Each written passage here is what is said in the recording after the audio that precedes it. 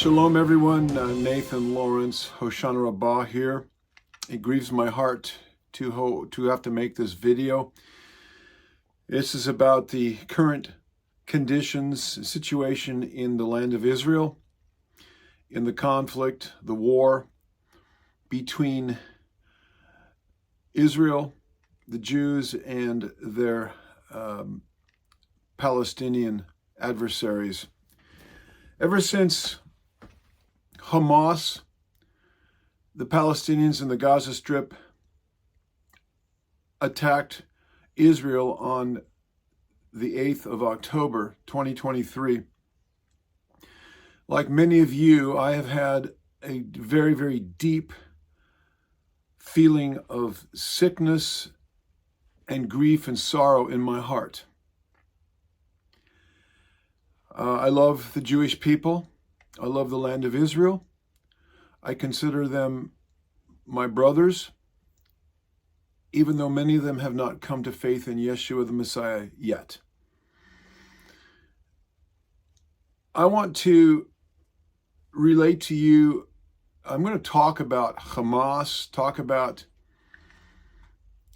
the biblical background and origins of this hatred on the part of these people against the people of Elohim. And in this video, so I'm going to tag a lot of bases and hopefully give some context to the whole thing. You know, the Bible is an amazing book, and it contains so much information that is relevant to the end times to help us to understand what is going on religiously, spiritually, geopolitically on the earth. And again, hopefully some of the information, which I'm going to kind of rapid fire at you, if you will, fire in the hole, will give understanding, background information to what is happening presently there in the land of Israel. But before I go into the biblical background, going back for 3,000 years, actually 4,000 years of this conflict between the Jews and the Arabs or the Muslims or the Palestinians, is kind of all part of the same thing. I want to relate to you a story that happened in my life in 2008 when I was in Israel, where what the Jews are going through in the land of Israel, at the present time, I have an inkling, a minute inkling, because I was in a situation that is very real to me because it happened to me. So it is the spring of 2008. My wife and I are visiting in the land of Israel for several weeks, and we're traveling all over the place, and I'm with a group, and we are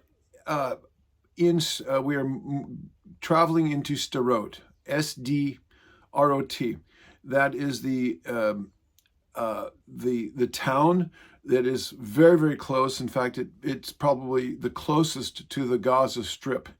We pulled into a college there called Shafir, as I best recall, Shafir, I think it's Shafir College. And the parking lot of the college, if you look across to the west, there was a large field, and it was like, I've looked on a map, and it's about 1.25 miles away, and you could see the Gaza fence. So there was a field that was plowed. There was raising some crop there. I don't know what it was, some grain crop. And we pulled into the parking lot of Shafir College. I was driving a car. There were about five cars. We were in a little caravan. And as we pulled in, the sirens went off. And our tour guide, Nehemiah Gordon, he just pulled the car off and said, "Get out of your cars. This is a red alert. This is a incoming rockets coming in from the Gaza Strip, from Hamas." And so I jumped out of the car and parked my car, jumped out of the car, and we headed for there about 100, 200 feet away was a a bomb shelter in the middle of the parking lot there in front of Shafir College. It looked like a bus stop, but a little bit larger, and it was reinforced concrete right in the middle. This is what these people live with. They have to be ready to jump out of their cars or go to their safe houses or wherever they're at, head for a shelter any moment. This is what they live under day and night, 24/7. So I ran for the bus shelter, and there were about 30 of us crammed into this bus shelter. Actually, like I say, it looked like a bus shelter, but it was actually reinforced concrete. The concrete was probably about 12 inches thick, and we all had a little door, a door facing the opposite direction from the rockets. And there were about 30 of us in there. Most of them were students, but some of them were from our group, both Jews and Christians. And we were in there for a while. People were on their cell phones trying to figure out what's going on. And, you know, the chances of a rocket hitting that exact spot were probably pretty nil. But none of us know. There was this uncertainty. And I'll be honest with you, I've never been in a war zone. I'm not a veteran. I haven't been, in the military. So this was a new experience for me. And it was like really surreal. I realized I was on the front lines of something. And anyway, I know that the chances of me getting hit, especially I was in the safety of that bus shelter, were probably pretty nil. But the reality was I was in a war zone, and I'd never been there before. Anyway, after 5 or 10 minutes, the all clear was given, and we all exited this reinforced bunker, if you will. And we made our way to the front of the college. And so I did not hear the missiles or the rockets. I did not see them, but apparently found out later that 3 were fired into Sderot that day. And I don't remember, but I want to say that either an Israeli was killed or was injured in one of them. I don't remember. And this is in 2008. This was before the before the Iron Dome defense system was in place. Anyway, so after the all clear was given, we went up to the front of the college. And to be honest with you, I don't even know why we were there, but our tour guide wanted to show us this, and we walked around a little bit, and then we left.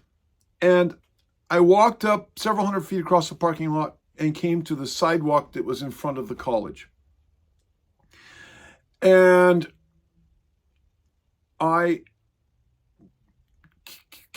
there was literally a bomb crater in the sidewalk where 2 weeks earlier, a rocket from Hamas, from the Gaza Strip, had landed. And the bomb crater was about, I'm thinking about 18 inches in diameter.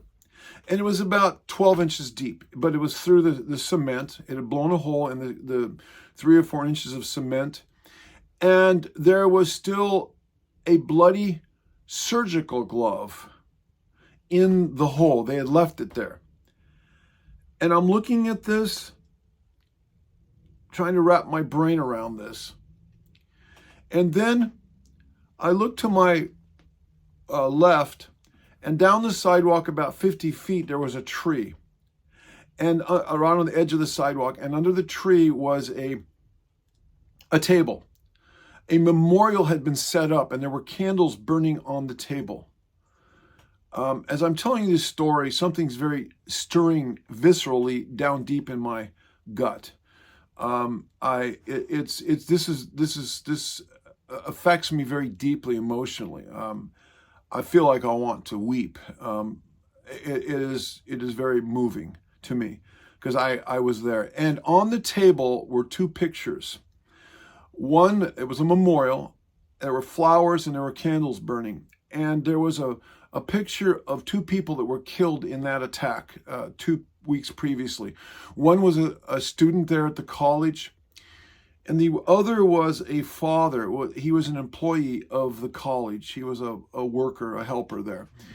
And he had 4 children, and he was killed. And that especially hit home to me because he was a father of 4 children just like me, and we were roughly about the same age. And so And they had pictures of these individuals that had been killed in that attack. And it shook me. And it still shakes me to this day, all these years, 15 or so years later. That's the first incident that I wanted to recall to you. The second incident happened a couple days later.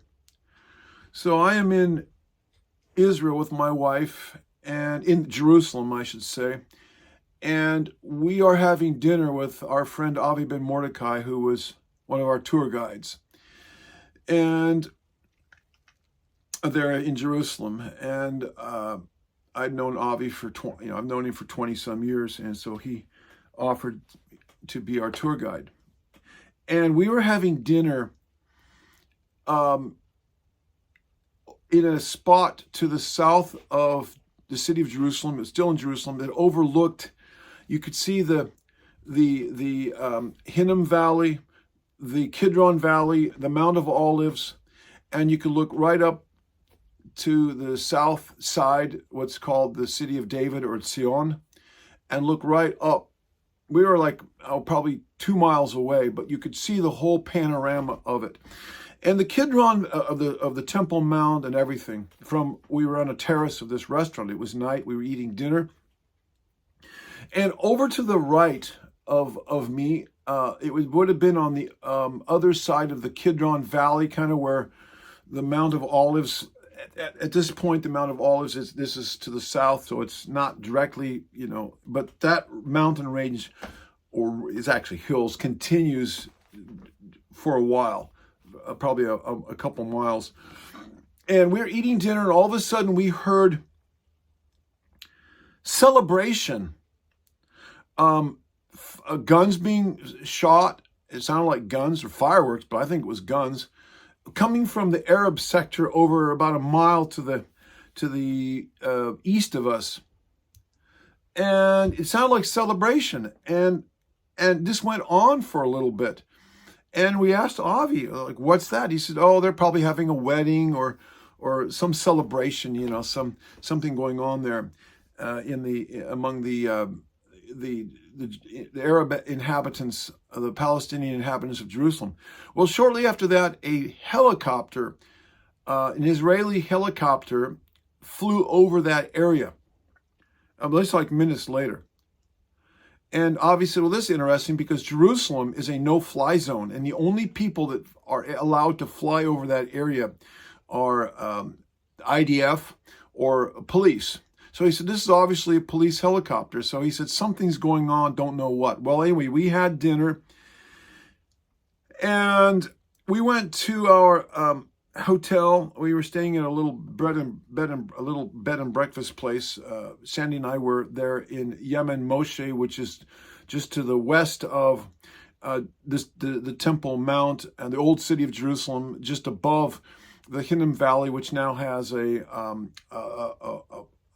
like a 4-lane highway going through it. And we were just above that in this quaint, beautiful little neighborhood. And we turned on the news in English, there, the television in our room, and we found out that what these Palestinians were celebrating about, that was the night that there was a yeshiva, Orthodox Jewish yeshiva, which is their school of learning where young Jewish men go to learn about the Torah and the Talmud and all of their writings and their teachings, and then rabbis are raised up and so forth. Anyway, it was a yeshiva, and that particular night, while we were eating, the Palestinian driver, he was a chauffeur for this yeshiva, so he was a trusted individual. He drove in to the yeshiva where these young men were studying the Torah and the Talmud and whatever else, doing their thing. And he drove in, and they recognized him because he was an employee, and he came in and shot, I believe, and killed 9 young Jewish men. It was a massacre. I believe it was 9, and I don't know how many he injured. And that's what they were celebrating about.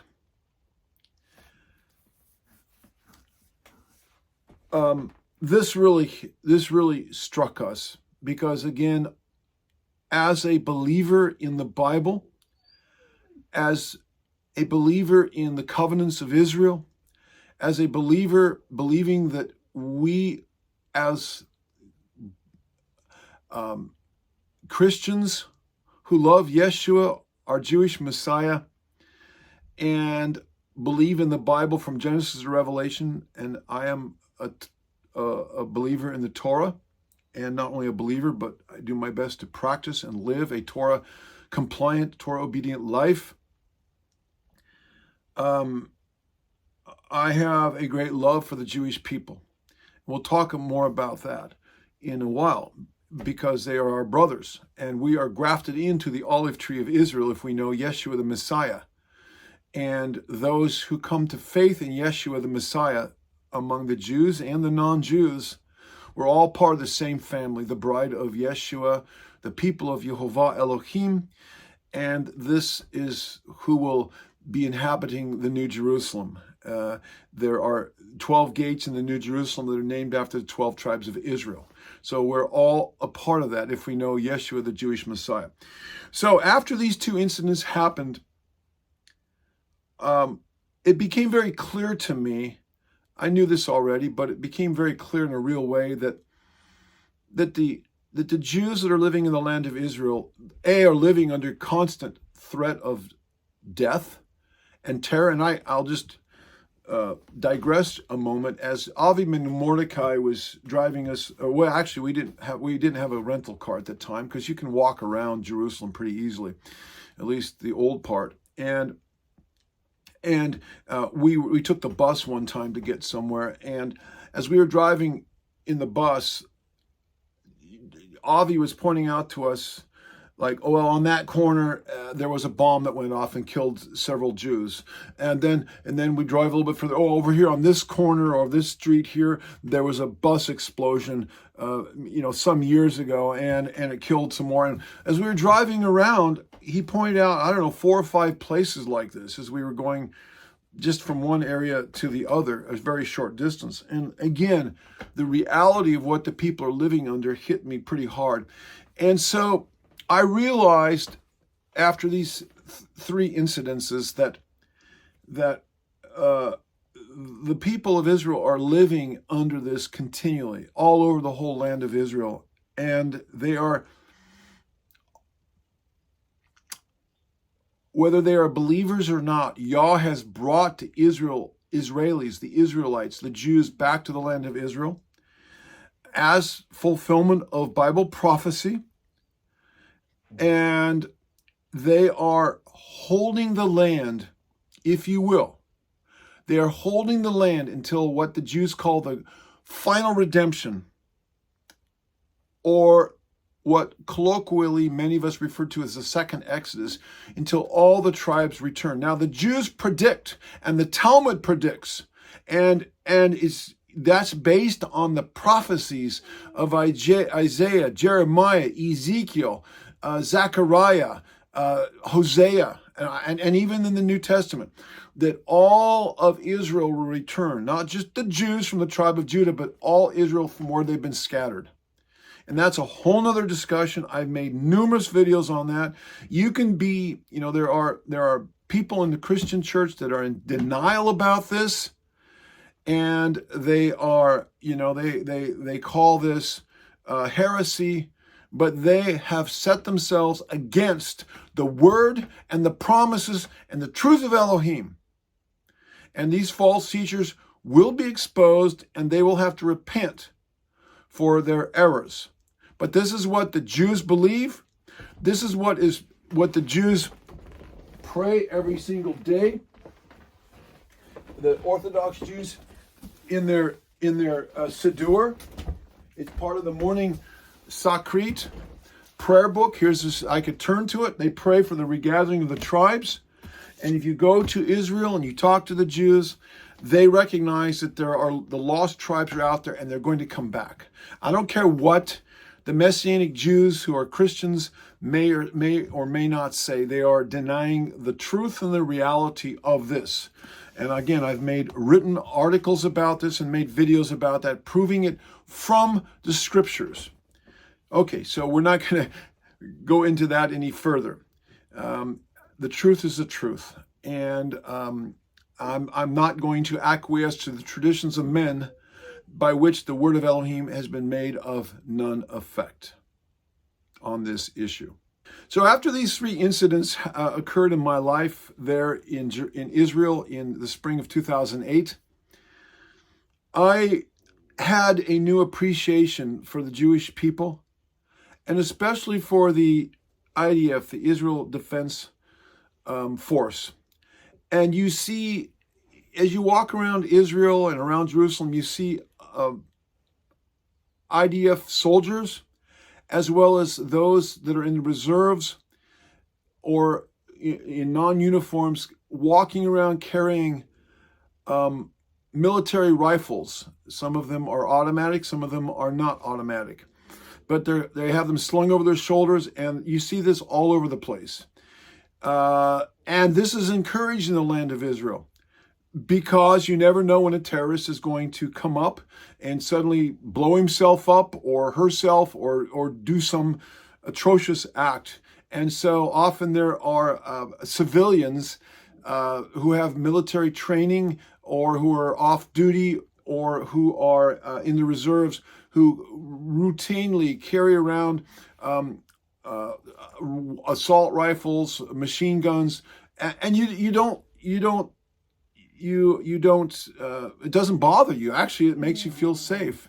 And so after these things happened to me on several occasions, I was in several places in that area, and I saw several IDF soldiers who were in full uniform with their weapons, going here or going there, and I approached them. I just felt led of the Spirit to do this, and I thanked them. Most of them speak English or some English, and I thanked them. I thanked them for their service. I thanked them for, and I know they don't probably understand the full prophetic implications of what they're doing, but they're putting their lives on the front line to defend the land so the Abrahamic covenants can be fulfilled when Yeshua returns, defeats the enemies of Israel, and opens up the door for the Abrahamic covenants, the unconditional covenants that Yehovah Elohim made with Abraham and the patriarchs, Abraham, Isaac, and Jacob, and the covenants that it says in the book of Psalms are good for 1,000 generations. That's somewhere between 20 and 40,000 years. The covenant that Yehovah made with Israel or with Abraham the Abrahamic covenant is an unconditional covenant. He put Abraham to sleep, and he passed through the pieces. You can go read that book back in the book of Genesis. And he said it will be fulfilled regardless of whether the people of Israel follow and obey me or not. That's an unconditional covenant. And even though the 12 tribes of Israel went apostate, lost their land, went into captivity, and were scattered across the face of the earth, as was predicted, as was chronicled in the Bible also says that they will return. They will return. And it will not be because, and I could give you so many scriptures on this. The Bible says, not because of anything they have done, not because they were good, not because, he said, in fact, in spite of the fact that wherever they went, they profaned my name. Ezekiel talks about this, I think it's in Ezekiel 36. Like, I don't have time to turn to this, but he said, in spite of the fact you have profaned my name wherever you go, he said, I'm going to give you a new heart. I'm going to make a new covenant. I'm going to write your laws in my heart, to both my laws in your heart, both the house of Judah and the house of Israel, the northern kingdom and the southern kingdom.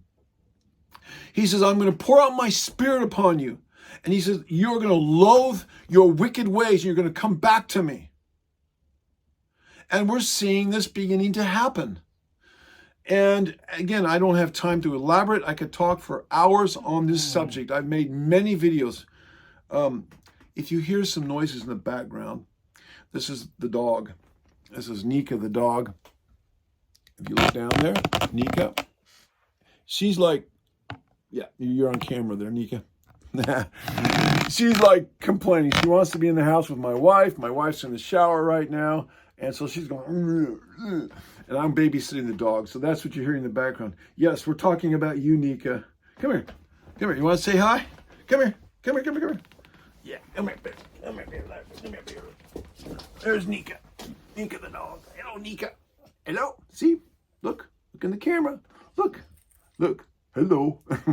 Oh, she's a sweetheart. Okay.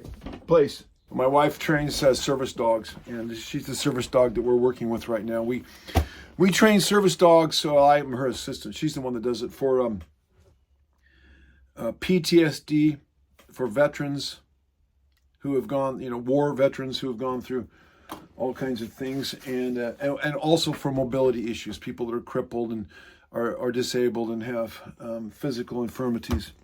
So this is what we train dogs for. So this is Nika, the black lab. She's a little over a year old. It's a 2-year program, and we work with an organization that helps to train these dogs. So they're wonderful dogs. We love it. Anyway, it's like a ministry. Yes. So we're talking about you. Yes. She's looking at me with those big brown eyes. Okay. Moving on. So the Abrahamic covenant is an inviolate covenant, and it has not been fully fulfilled yet. It has to be fulfilled, or else Jehovah has lied to Abraham, Isaac, and covenant. Abraham, Isaac, and Jacob. And this is not possible. Jehovah Elohim is not a man that he lies. He cannot lie.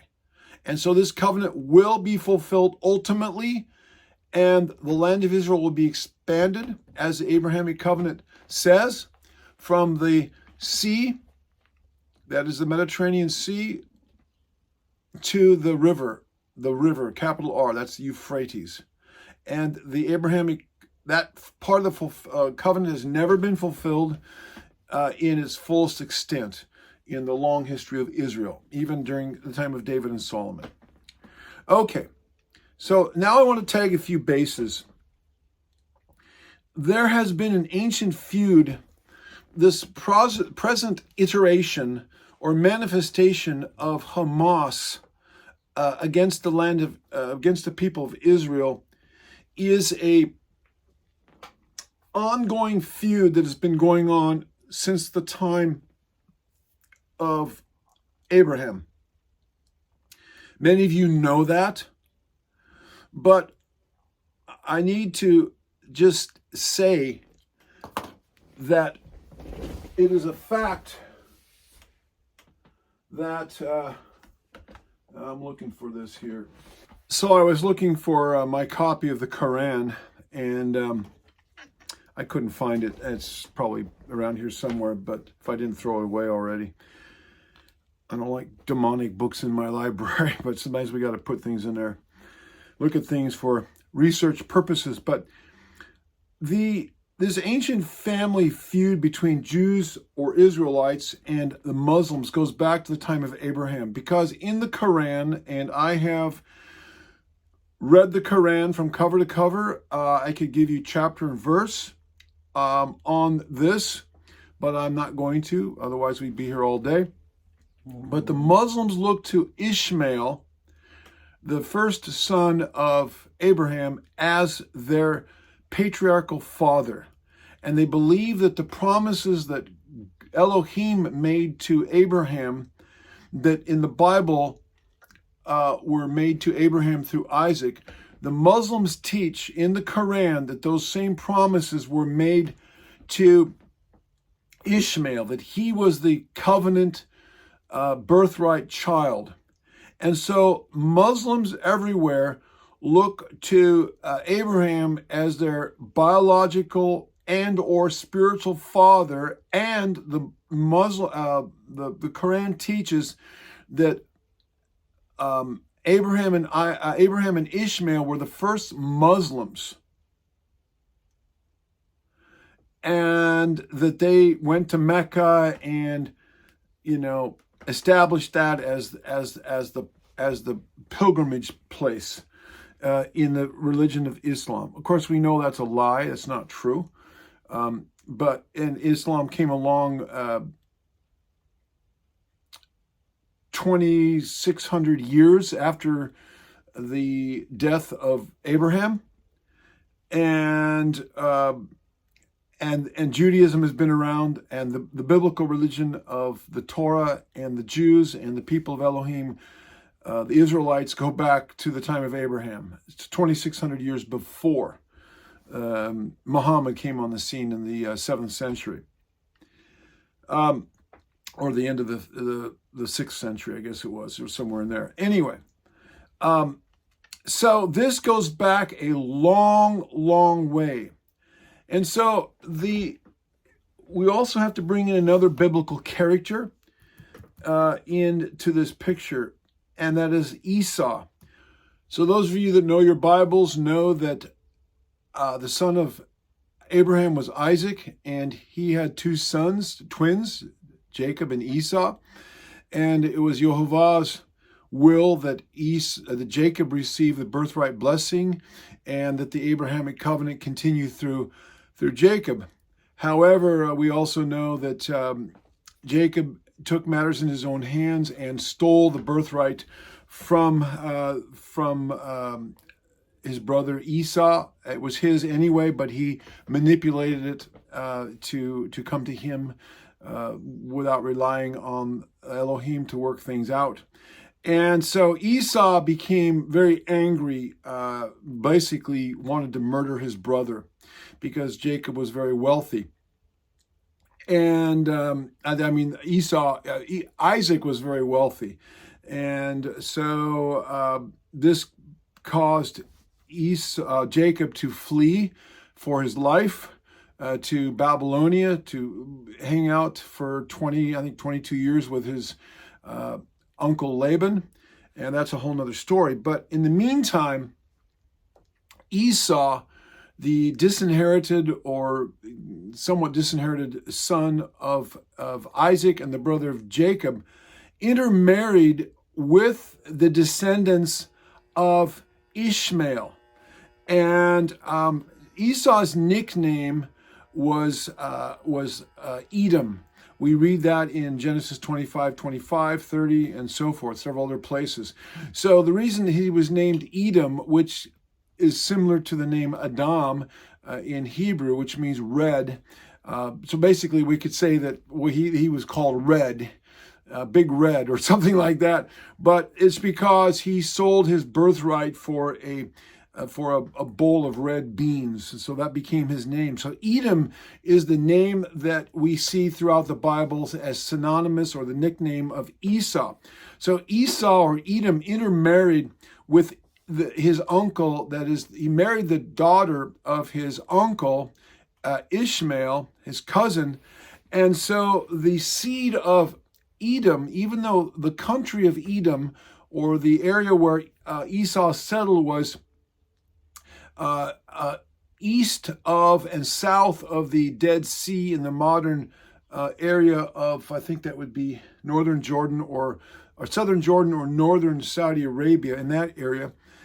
Even though that was his traditional homeland, you can look this up and see this on any of your maps in the back of your Bibles.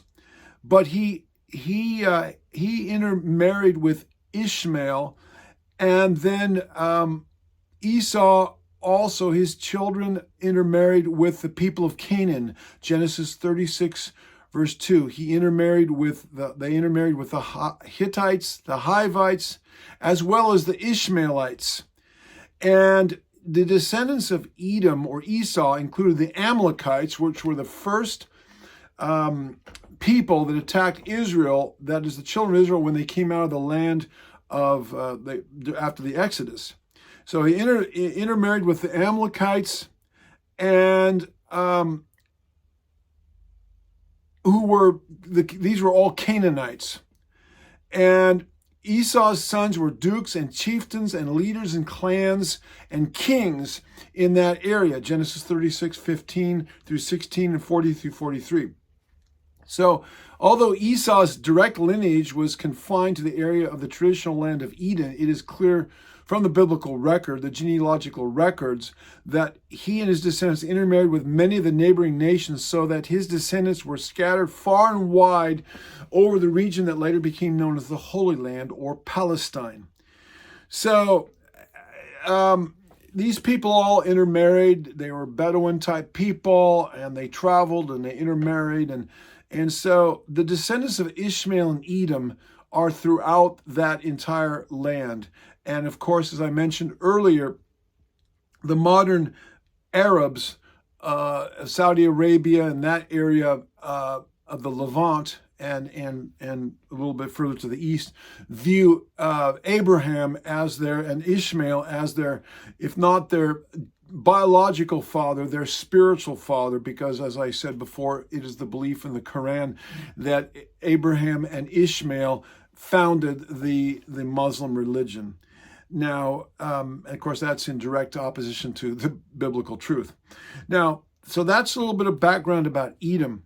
Now, I want to talk about the Philistines. Now, the Philistines, if you read during in the book of Judges and during the time of Saul and during the time of David, the Philistines were the perpetual enemies of Israel, and they lived down in the area of the modern Gaza Strip, as well as a little bit further north, including Ashdod and Ashkelon, which is south of the modern Tel Aviv. Ashdod and Ashkelon are now part of Israel, but that was part of the ancestral home of the Philistines. And the Philistines were very mighty. In fact, that's where Goliath, I believe Goliath was a Philistine. That was the remnants of the Nephilim. But I may be wrong about that. I have to go back and check. I'm not giving you a lot of scriptures here. I'm just kind of talking off the top of my head. I have an encyclopedic memory or knowledge of the Bible, but sometimes I don't, without actually looking up the scriptures, sometimes I might get a few details, but absolutely kind of incorrect. But you get the general gist of what I'm saying is correct. So please don't take umbrage with me if I get one little detail wrong. I've written about these things elsewhere, well documented, made many videos, made writings on these things, and so this is not new. In fact, recently I just published several articles on my blog going over all these things, so you can go there, get the notes, and look that information up and find the addresses in the Bible, if you will.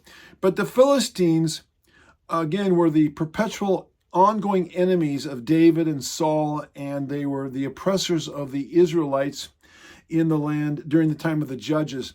And the Israelites were never really able to completely defeat the Philistines. During the time of David and Solomon, they were subjugated, but they were not eliminated or defeated. And so these people continued to live there in the land and have lived there for thousands of years. And so the name Palestine comes from Philistine.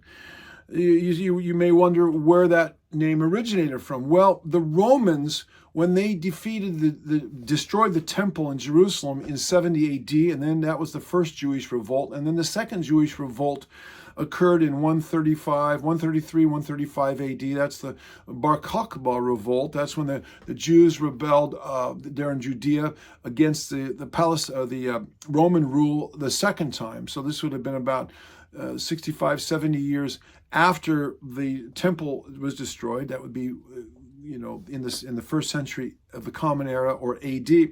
And at this time, this was the Roman province of Judea and Samaria, and that they had different provinces, and as the Romans did, and they ruled over the Jews. Well, the Jews got kicked out of the Romans after the second Jewish revolt.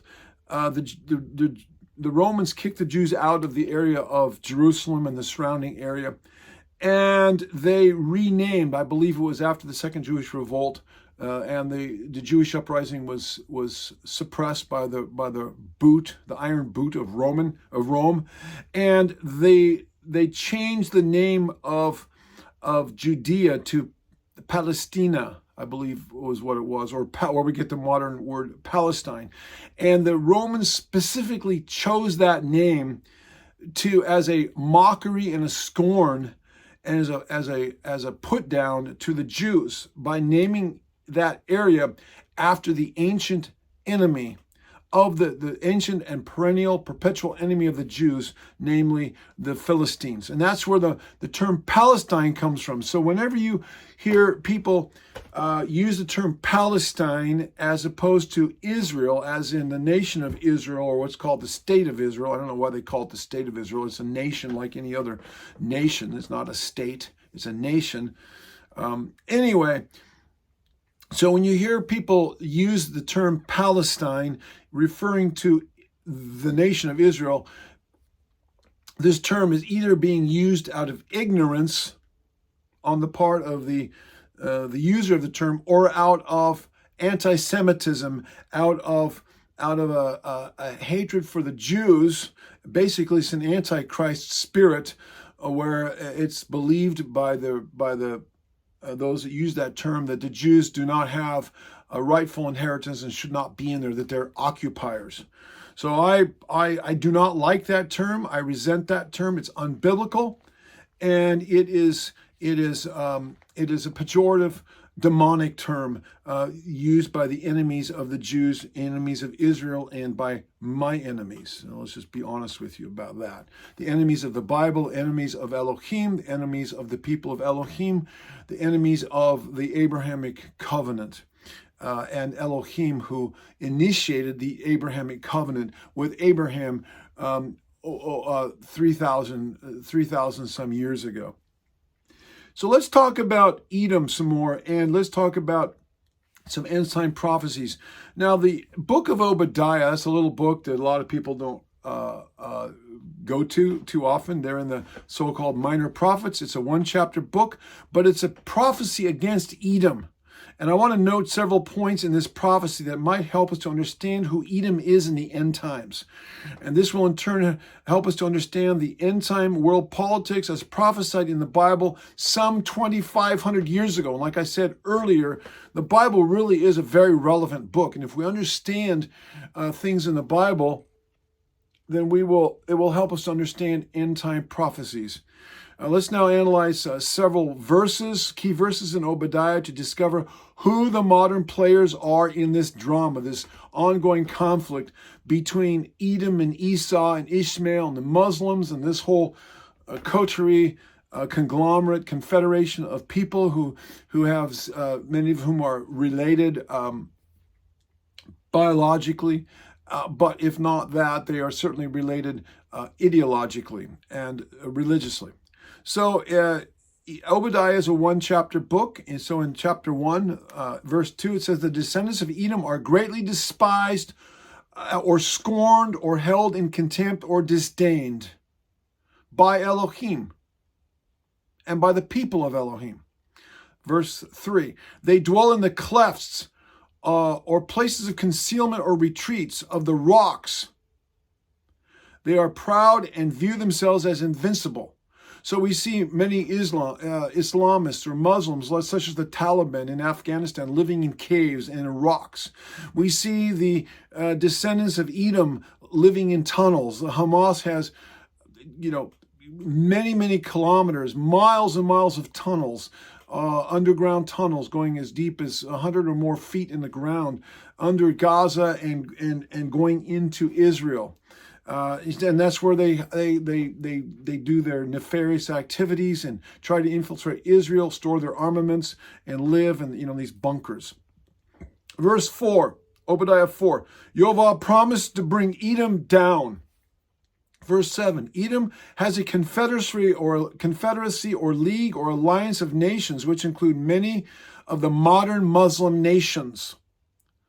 Obadiah verse 10. 1 verse 10, regarding Edom, this verse speaks of his violence against his brother Jacob. Interestingly, the Hebrew word for violence is Hamas.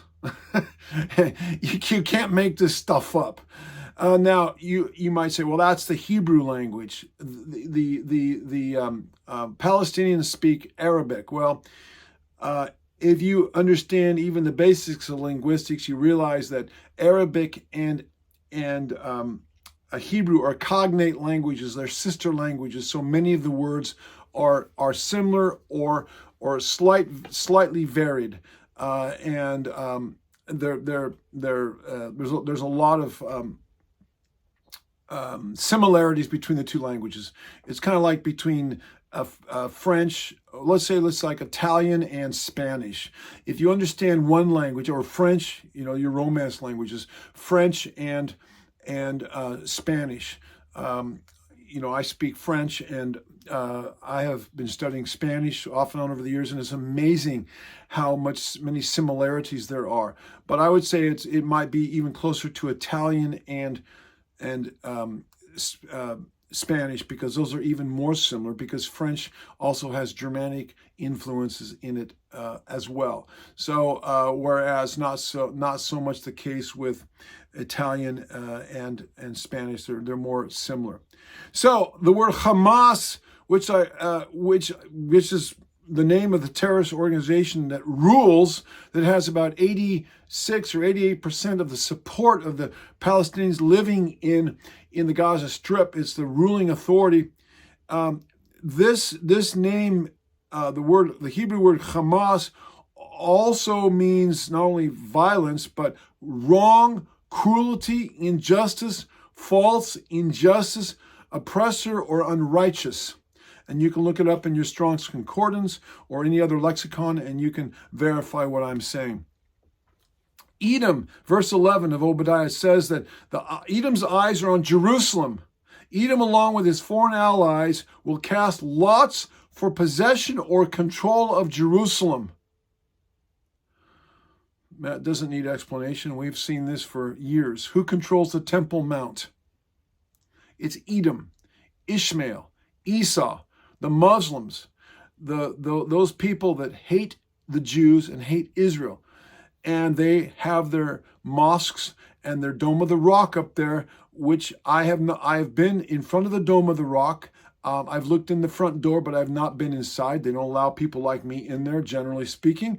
Anyway, but I've looked in, but it's my understanding, and somebody correct me if I'm wrong, but the writing that's around the top in Arabic, around the top of the Dome of the Rock there on the Temple Mount, is basically an anti-Bible, anti-Christian screed to one degree or another, and trying to get people turned away from the God of the Bible, or let's say the God of the Jews and the Christians, and get them facing and looking toward Mecca as the true religion. Now, I've read the Quran. I've published my findings, and I've published an expose on the Quran on my blog and elsewhere, so you can go read what it says. But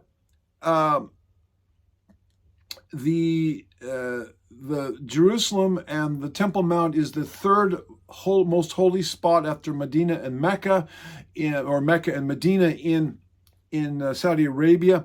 And apparently it was not, Jerusalem was not even an issue. It was not a holy place for the Muslims until very, very late. It became a holy place only when, as I best understand, when the Jews began to show interest in it.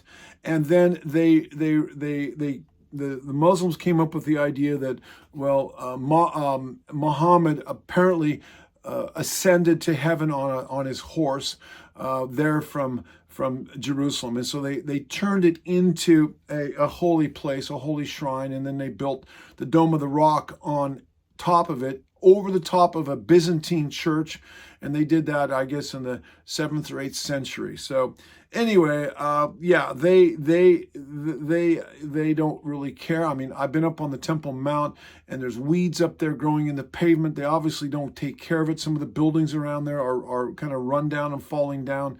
So it's not, anyway, they are jealous over it, and they want it just because the Jews want it. And that's what it boils down to. And that's what Obadiah says. Obadiah's eyes are on Jerusalem. Edom, along with his foreign allies, will cast lots for possession or control of Jerusalem. Edom, verse 13 of Obadiah, Edom has entered into the gates of the land of Israel in the day of her calamity or disaster. 14, Edom will kill Jewish refugees trying to escape the land of Israel in her time of distress. Verse 15, the time frame of the fulfillment of these prophecies is near the day of Yehovah, when he will judge Edom and the other heathen nations. Verse 16, Edom will be drinking or celebrating on the Temple Mount in Jerusalem, or Yehovah's holy mountain. As a result, they shall drink the cup of Yehovah's wrath. When this prophecy was written, the Jews controlled the Temple Mount. Now the Muslims control the Temple Mount. Well, it's Israeli territory, but the Muslims have basically sovereignty over it to a very large degree. Jews can't even go up there and pray openly, okay? Anyway, and sometimes they can't even go up there. Verse 17, the house of Jacob will get the Temple Mount back. This is prophesied in Obadiah. So Obadiah's description of Edom contains many striking descriptions of the modern-day Palestinian and other Islamic terrorists who hate the Jews and want the land of Israel for themselves.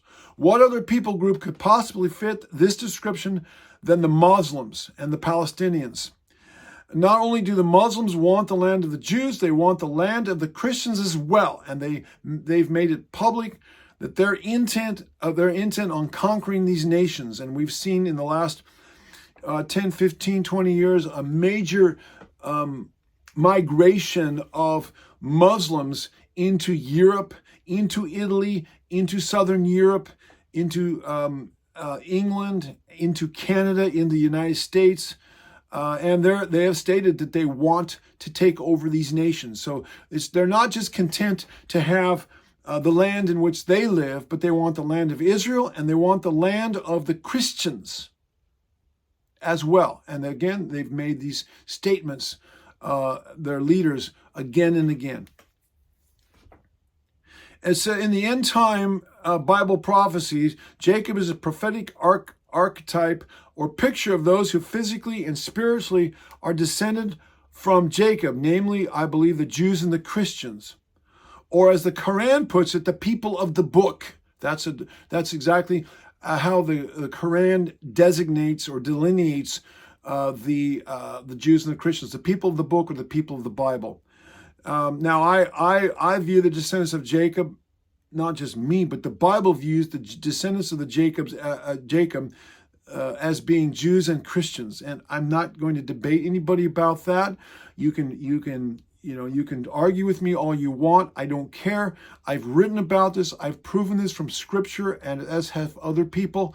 And people who don't know their Bibles, quite frankly, or ignorant, or either ignorant because they don't know their Bibles, or willingly ignorant, are overlooked this fact. But I've made videos on this, written about this, and others have too, again and again and again.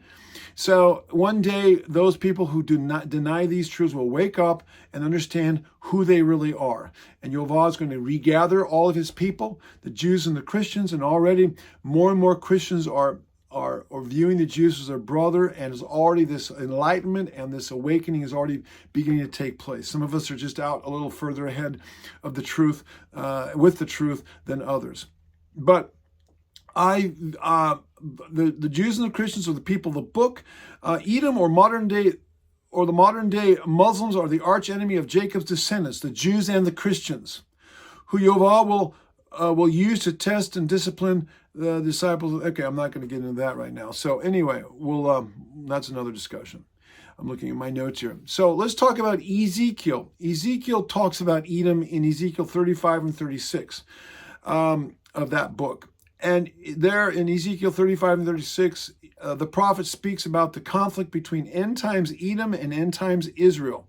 In the verse 2 of chapter 36, we see that the enemies of Israel have regarded the ancient high places of Israel as ours in possession. Direct quote. This is a clear reference to the holy places in Israel, such as the Temple Mount for the Jews and Bethlehem for the Christians, both of which are under Muslim control. Furthermore, Ezekiel not only identifies Edom as Israel's main antagonist, but he prophesies against Edom. In verses 4 through 5 of chapter 35, we see that end times Edom will be devastated because of his perpetual hatred for the children of Israel. They have killed their enemies by the power of the scimitar, the curved sword, which is often a symbol of Islam, and as many times on their flags. This is a main way that Islam has traditionally spread. That is by the, as I said, the curved scimitar sword. You know, you picture them riding on their horses with their swords drawn, charging forward as a rampage. History is full of examples of advancing Muslims' armies forcing his captives to leave, convert, or die. And this is the general truth and command of, again, of the Quran. And I've read that and I've documented that elsewhere. According to verse 5 in Ezekiel 35, this is to be occurring at the time of the punishment of the children of Israel, at the time of the end, or during the end times. Literally, there we see that in the Hebrew. This is another example of Yehovah using Edom to bring the two kingdoms of Jacob's descendants, the Jews and the Christians, to their knees and back to him in the end times. So I wasn't going to really talk about this, but Yehovah is going to use Edom and the Muslims to bring judgment against the Jews and the Christians in the end times. So says Obadiah, and so says Ezekiel, because they have strayed from him, they've turned their backs on him, become lukewarm or apostate or whatever, and he's going to use Edom, the arch enemy of the people of Elohim, and bring them through persecution, tribulation, whatever, back to him. There'll be spiritual revival. And again, that's another discussion. In verses 6 through 9 of Ezekiel 35, we see that Yehovah will punish Edom for its bloodthirstiness against Israel and will devastate its cities and slay large numbers of his people. Other biblical prophecies indicate that the militaries of Judah, the southern kingdom or Jewish people in Ephraim, or the northern kingdom or the house of Joseph, which I believe are some of the Christian nations of which the United States and Western Europe have been, largest numbers, but the people of Israel have scattered all around the world, just like the Jews have. Yehovah will use them to accomplish the purposes for destroying Edom, whenever that may be. We read that in Obadiah 18, Zechariah 9:13, Isaiah 11:14. Finally, as well as this chapter 35 in Ezekiel. Finally, in Ezekiel 35:10 and Ezekiel 36:5, we said Edom wants to take over or possess the two countries, nations, or lands of Israel. These two nations include not only the land of Israel where the Jews reside today, but traditionally the Christian nations of Europe and the Americas, and wherever else Islam is attempting to dispossess Christians of their lands. Islam's anger and hatred against Jacob or Israel and his biological and spiritual descendants is based on envy or jealousy. Ezekiel 35:10 through 11. Okay, I want to talk about beheading. This seems to be a favorite means of Muslims killing their enemies, especially Jews and Christians. And we see it going on right now. It's gone on in countries like Iran, and I think also in Saudi Arabia, where beheading takes place.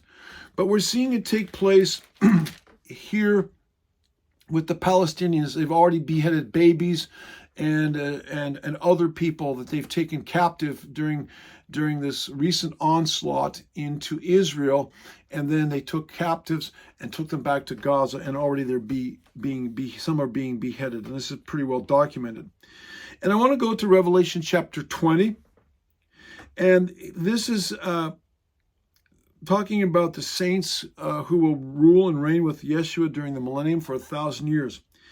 And it says here, and I saw, this is Revelation 20 verse 4, and I saw thrones, and they sat on them. That would be the saints, the glorified resurrected saints who are ruling and reigning with Yeshua during the millennium for 1,000 years. Then I saw the souls of those who had been beheaded for their witness to Yeshua and for the word of Elohim, who had not worshipped the beast or his image, and had not received his mark on their foreheads and on their hands. And they lived and reigned with Messiah for 1,000 years. So we see that in the end times, beheadings will take place. And the people of Elohim who did not take the mark of the beast, who did not worship the beast, but stayed faithful to Yeshua the Messiah, will be beheaded. And this seems to be a favorite means of the Islamists to send fear, to destroy their enemies, to execute their enemies, and then to send fear into the camp of their enemies. Now, I want to talk about Islam and the spirit of Antichrist. And I just posted a video, not a video, but an article where I talk about the spirit of Antichrist on my blog, on the blog at hoshanrabbah.org. Go to Nathan's Bible Study blog, and you will see that. But I'm not going to elaborate a whole lot, but I want to read what John, the disciple of Yeshua, John the Revelator, in his first and second epistle says about the spirit of Antichrist, and then I will comment.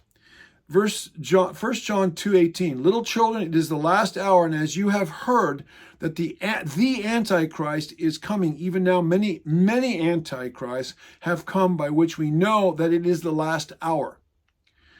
1 John 2, verse 22. Who is a liar but he who denies that Jesus or Yeshua is the Messiah or is the Christ? He is Antichrist who denies the Father and the Son.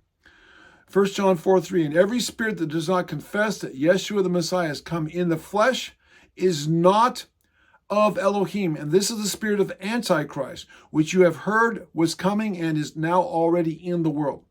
And finally, 2 John 1, verse 7. For many deceivers have gone into the world and who do not confess that Yeshua the Messiah as coming in the flesh. This is a deceiver and an antichrist. So, and elsewhere in the same context, he says that spirit or these people that are professing this went out from us. In other words, they left the Messianic Jewish faith. So, again, I'm not going to elaborate, but when John was writing, obviously Islam was not on the scene as we know it today. It didn't come on the scene as a religion. I mean, Muhammad was born, I think, in the 6th century, and Islam spread in the 7th and 8th centuries and took over the area, much of the area that it inhabits today. So, obviously, John did not have Islam in his view at that time, but he had the precursor to Islam in his view. He had the ancient, so Islam didn't just originate out of a vacuum. Islam was part of the ancient moon god religion of that area of Saudi Arabia that Muhammad brought with him and then forced everybody else that he conquered to adhere to. And then in the Quran, it specifically states that Allah and Elohim are the same, and that they're the same God. And you've heard this stated by ignorant fools from presidents of the United States like George Bush II and others say that, oh, we worship the same God. Again, these are ignorant fools. This is blasphemy. Allah is not the God of the Bible. He is a different God. He's the demonic God. He is a satanic God. He is Satan. And so this is who Muhammad adhered to and spread this false religion, this pagan heathen religion, and then you read the Quran, and the Quran is a mixture. It's a mongrelized conglomeration of Judaism, of Torah, of Christianity, of Greek dualism, of Gnosticism, and other pagan religions. These are the precursors to the Quran, which is a spirit of Antichrist, not Judaism and Christianity. There was just enough truth in the Quran to make it seem legitimate. But if you read the Quran, there's a lot of demonic stuff in there, and from the false religions. And this is the spirit of Antichrist that John is referring to. And I think he's specifically referring to, in this case, to Gnosticism, that is Christian Gnosticism, of which Marcion, the 2nd century heretic, was the main promulgator of, who denied the deity of Yeshua. And eventually that spread, and all of these isms got incorporated, or many of them, aspects of them got incorporated into Islam. So I believe that when he says there are many antichrists have come, that is John speaking this, and then he talks about in the end times there being an antichrist figure that basically broke off of, or was descended from, the Christianity and the Bible. And certainly Islam would fit that category. They claim that Abraham is their father. They claim that the Bible is the Word of God, but that Muhammad, anything that Muhammad taught that's different in the Bible, you got to believe Muhammad. Other than that, believe the truth of the Bible. It says that in the Quran. I've read it, and I've documented this. And they say that, Allah and Elohim are the same, and of course they're not. And they say that Jesus was a prophet, but not the Son of God, but that he ascended and went to heaven when he died, because they believe in the immortality of the soul, which is a Greek concept. And we could go on and on. I don't want to elaborate. But let me just read what, you get the point. So I believe that in the end times, my sense is that there is no greater religion, or no religion that fits the spirit of Antichrist more, that is, as John defines it, more or better or more literally than Islam. Although there are many spirits of Antichrist out there in Marxism and in all kinds of all the false religions who deny Yeshua as the Messiah and are not following the Bible. But I believe Islam really fits that description to a T, and my sense is that probably the Antichrist will be an Islamic character or figure, or maybe a combination Christian and Muslim, or some sort of a religion as a combination thereof. That's my sense. I may be wrong, but I'm not the only one saying that. Let me now read from some quotes from the Quran regarding Jews and Christians, or the people of the book. This is in Surah, or chapter 9, verse 29 through 30 of the Quran. I quote, "Make war upon those to whom the scriptures have been given as believe not in God or Allah, and who forbid not that which God and his apostle Muhammad have forbidden, and who profess not the profession of the truth until they pay tribute out of the hand, and they be humbled." The Jews say Ezra is the son of God. That's not true. They got that one wrong. And the Christians say that the Messiah is the Son of God. Such sayings in their mouths, they resemble the sayings of the infidels of old. God do battle with them. How they are misguided. End quote. Surah 8, verse 12. Quote, when thy Lord spake unto the angels, quote, "I will be with you, therefore establish ye the faithful. I will cast a dread into the hearts of the infidels. Strike off their heads then, and strike off from them every finger." Next quote, Surah 5, 64 through 65. "O people of the book, can I denounce to you any retribution worse than that which awaiteth them with God? They whom God hath cursed, and with whom he hath been angry, some of them have he changed into apes and swine, and they who worship Thagut are in evil plight, and have gone far astray from the right path." End quote.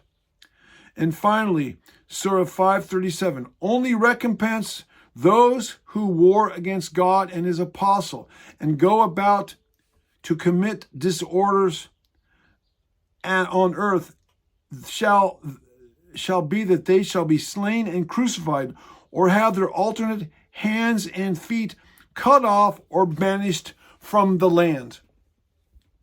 So this is a copy of the Quran that I bought in a local bookstore many years ago, and I looked at these verses in this particular version of the Quran. I looked at two other alternative translations of the Quran by Quranic scholars and people who spoke Arabic, and these other translations confirm the legitimacy of this particular translation.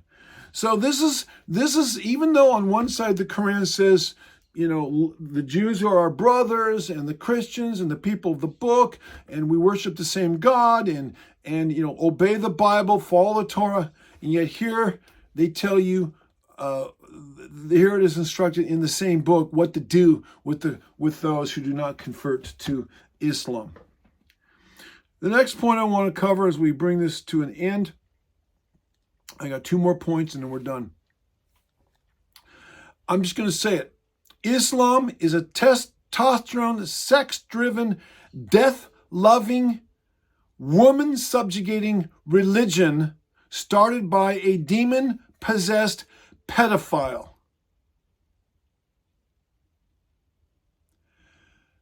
Muhammad was a demon-possessed pedophile.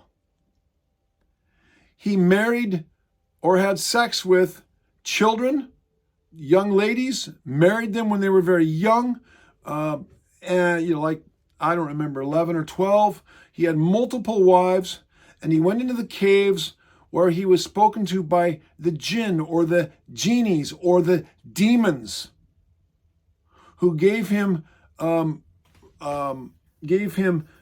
information that was contrary to the Bible. And this became the Quran. They are a death cult.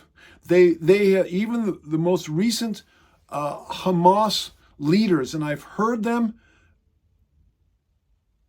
with their own, saying these words out of their own mouth in the most recent jihad against Israel, the incursion to Israel. This just happened a week or so ago. And they said, you love life, we love death. And this does not compute with the Western Christian mindset or most of the people of the earth who love life. Why do they love death? Because the Quran promises those who die as martyrs in the spreading of Islam, they are guaranteed, according to the Quran, and you can go read it, I've read it, they are guaranteed to have, I think it's 72 virgins and have perpetual sex in heaven. If you die for the cause of Islam, you are guaranteed, according to the Quran, to have all the sex you want. It's in the Quran, stated in several places. And so, yeah, you live in squalor as a Muslim, as a Palestinian, and you die as a martyr, and your family is rewarded financially and given candy, and you're a hero, and you get to ascend to heaven to have all the sex. And a lot of these young men that go to fight, they're testosterone driven, sex maniac, and when they take prisoners, they rape them. Of course, this is not uncommon. Other warriors do the same thing. But this is what happens. And the women are suppressed as chattel. I don't have time to go into that, but I could give you chapter and verse on that. They're basically chattel. They're covered from head to foot. Their purpose is to raise children and to fulfill the sexual pleasures of their husbands. And they can have up to, I think, 3 to 5 wives, according to the Quran, apiece. So, again, I'm not talking out of my backside when I say these things. This is what they have said. This is what the Quran teaches, and this is what Islam teaches. There is nothing good about Islam. Those people who are serious Muslims will be doing what the Quran says. Because this is what the Quran says and what Muhammad taught. And these terrorists are simply diehard, serious Muslims. They're just doing what their book says. They're not extremists. They're just normal, diehard, Quran-believing Muslims. Those Muslims who are not doing these things are lukewarm, cultural, and are not serious about following the Quran. Again, I've read the Quran from cover to cover, and I've documented what it says. What more can be said? So, in conclusion, I want to address one single point. And I hear this again and again and again. Yehovah Elohim, the author of the Bible, does not need me to defend him. Who am I?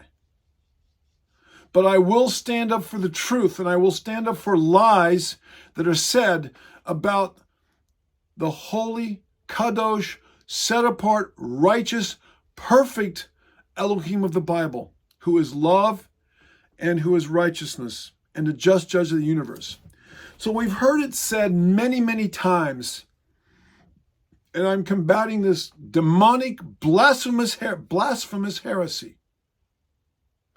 It comes from Christians and non-Christians, that Elohim was genocidal when he told the children of Israel to go in and wipe out the Canaanites. And I want to address this issue and lay this blasphemous heresy perpetuated by people who are liars or who do not know the truth of the Bible, and therefore they're ignorant. First of all, Yehovah Elohim owns the heavens and the earth. The earth is his, and the fullness thereof. We as humans are here by his grace. He is the owner and the landlord of the earth. He can decide who he wants to live, where and when, who he allows to rent, if you will, the land, and when he's ready to move people out. It is he who gives life and he who takes life. He giveth life and he taketh life. We are here by his grace. We are given an earth to live on. He gives us life. He gives us the rain. He gives us the sun. He gives us food. He gives us the air we breathe. He gives us a body to live in.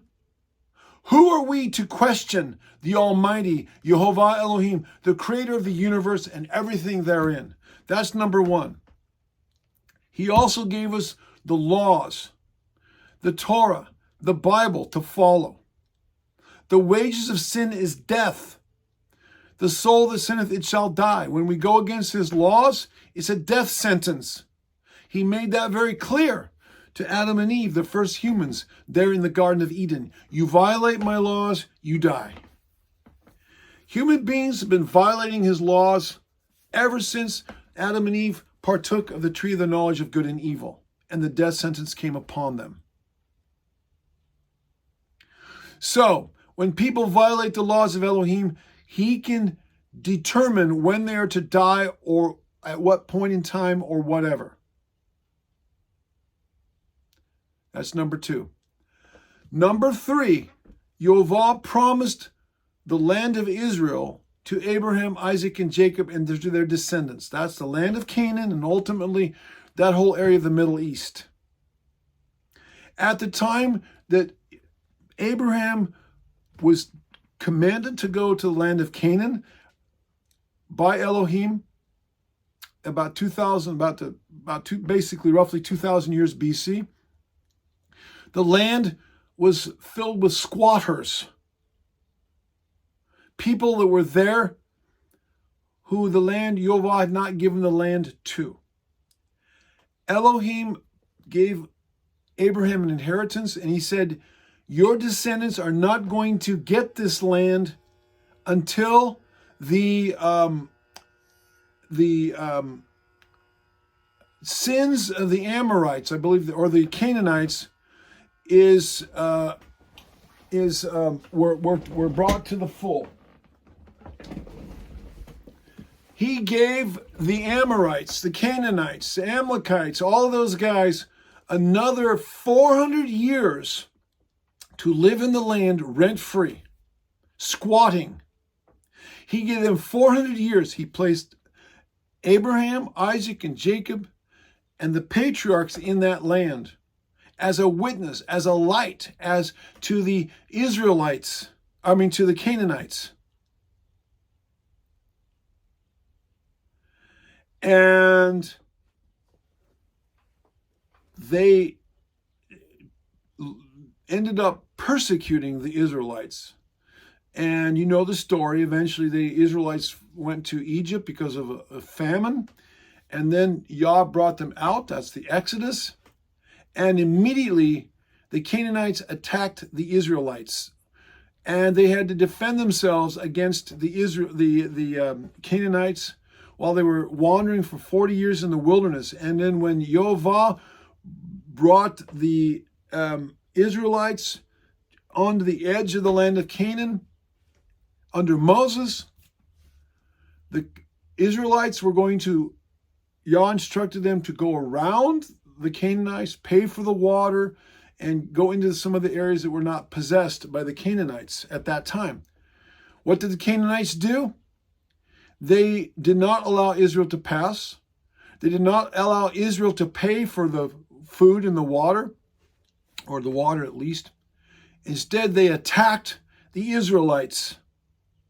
And in self-defense, the Israelites defended themselves and defeated Og and Sihon and others there from Bashan. And the Israelites took their land in self-defense. They defeated their enemies and took their land. And then when Moses died, and then Israel went across the Jordan River and went into the land of Canaan, they were attacked one by one by all the Canaanites except the Gibeonites. And that's another story. But all the rest of them attacked them, and Israel defeated them all and took their land rightfully by defeating their enemies. And Yehovah told Israel to destroy the Canaanites. Why? He had given them 400 years. 400 years to repent of their satanic, witchcraft, demonic, sex pervert, satanic religions where they sacrificed children, and you can read about it. They were into all kinds of witchcraft and demonism and anti-God stuff. And he let them continue for another 400 years. They refused to repent, so he brought the death penalty on them. And even then, Yehovah, the children of Israel only killed them in self-defense, or once they took the land in defending their land against these heathens until they were wiped out, or most of them. The Philistines never were completely wiped out, but many of the others were. So it was in self-defense Israel executed, destroyed the Canaanites per Yehovah's commands. It was his judgment against these people that were there illegally, squatting in the land, and who refused to convert to the Elohim of Israel. In fact, they were constantly attacking Israel. Now, was this how Israel was to go out and to spread its kingdom far and wide to other areas that Yehovah had given to Israel or under the Abrahamic covenant? No. Yehovah called the Israelites to be a light to the nations, not to go out and to destroy them, but to be a light to the nations. You go read that in, I think it's Deuteronomy chapter 4. And the nations, as they're coming through the land of Israel, because Israel was placed at the center of the three major land trade routes between Africa, between the three major continents, between Africa, Asia, and Europe. And it went right through Jerusalem in that area. And so there were a lot of caravans transporting goods back and forth, and they would have to pass through Israel, the land of Israel, and see how Yah had blessed that nation and what wonderful laws they had and how wonderful the people were. And they would take that information and it would be a light to the nations. And that's why Yehovah placed Israel there, or one reason he placed them in that region, so that by their example, they would spread the gospel, if you will. Well, this is not what happened. Continually, the surrounding nations, Syria, Moab, Ammon, Edom, attacked Israel under the time of David. And David, in self-defense, would defeat them. And then other nations would come and align themselves, and David would defeat them. And that's how the kingdom spread. So this idea that Elohim is a genocidal maniac, and therefore the Palestinians and the Arabs and the rest of them are justified because the God of the Old Testament is the same, operates under the same modus operandi, is absolutely false. And I will go even one step further. When the Christians were going during the time of the European colonizers, they were going into various nations, whether it be the Spanish into the Americas, especially Central and South America, whether it be the French and the English into other nations, that they went to Africa, Asia, into North America, and they would kill the indigenous people or whatever. This was not what the Bible commanded to be done. This is not how the gospel was to be preached or spread. Yes, the gospel was to be taken, but it was to be spread through preaching, and people could choose of their own free will whether they want to become Christians or not. Not at the point of the sword like the Spanish conquistadors. That too is false and is wrong, or the killing of all the Native Americans, the indigenous people that our government and others did. That too was wrong, unless it was in self-defense. That's different. So I don't defend the actions of Jews or Christians, or mostly the Christians, who have also done these evil things. This is not how Yehovah instructed the Jews, the Israelites, and later the Christians to spread the gospel. All right. This is all I have to say on this subject. I hope, in light, again, in the current conflict, the self-defense actions of Israel against Hamas in its revenge and judgment against Hamas